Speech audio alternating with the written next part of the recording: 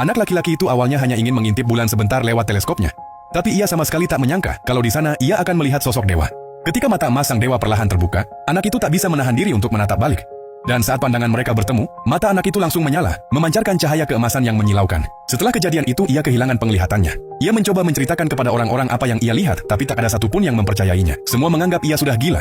Setelah keluar dari rumah sakit jiwa, anak itu berusaha menjalani hidup seperti biasa. Namun perilakunya jauh dari kata buta. Saat ada seorang gadis mencoba menolongnya menyeberang jalan, justru ia yang menuntun gadis itu sampai seberang.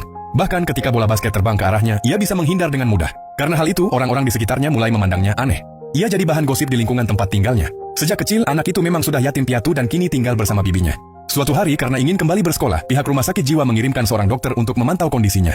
Awalnya, anak itu sudah terbiasa dengan sesi tanya jawab seperti ini. Sampai akhirnya dokter itu bertanya sesuatu yang aneh. Apakah kau percaya kalau di dunia ini ada makhluk-makhluk mitos? Anak itu tak lagi berusaha membuktikan bahwa dirinya waras. Ia hanya menjawab tenang, tidak, aku tidak percaya. Bahkan ia berbohong, mengatakan bahwa penglihatannya mulai membaik. Dokter itu pun tampak puas dan hanya berpesan agar anak itu tidak berbohong lagi. Namun kenyataannya, matanya tidak pernah pulih. Sejak hari ia menatap dewa itu, ia tak bisa lagi membuka matanya. Meski begitu, ia bisa merasakan semua yang ada di sekitarnya. Seolah dunia ini masih bisa ia lihat tanpa benar-benar melihat. Setiap malam ia selalu bermimpi. Dalam mimpinya ada kabut tebal, rumah sakit jiwa, dan sebuah pintu yang muncul entah dari mana. Ia mengetuk pintu itu setiap malam, tapi tak pernah bisa membukanya. Lama-lama, ia menyerah. Ia memilih fokus belajar dan melanjutkan hidup. Namun pada suatu sore sepulang sekolah, ia mencium aroma aneh di udara.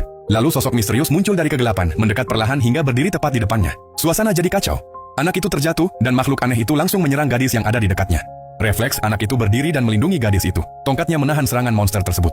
Ia mencoba melarikan diri, tapi makhluk lain muncul dan mengepungnya dari segala arah. Ketakutan menguasainya. Ia hanya bisa melawan sebisanya. Di tengah perkelahian, kain hitam yang menutupi matanya tersibak, dan matanya kembali bersinar emas menyilaukan. Tiba-tiba, rumah sakit dalam mimpinya muncul lagi. Monster itu menggigit bahunya, darah mengalir, dan semakin banyak makhluk datang menyerbu. Di saat bersamaan di dalam mimpinya, ia terus mengetuk pintu itu. Semakin cepat, semakin keras, sampai akhirnya sebuah retakan kecil muncul di pintu itu. Dalam dunia nyata, tubuhnya melayang ke udara, dan dari dirinya terpancar kekuatan luar biasa yang menekan semua monster di sekitarnya. Dan sejak hari itu, anak itu terpilih menjadi wadah baru bagi sang dewa.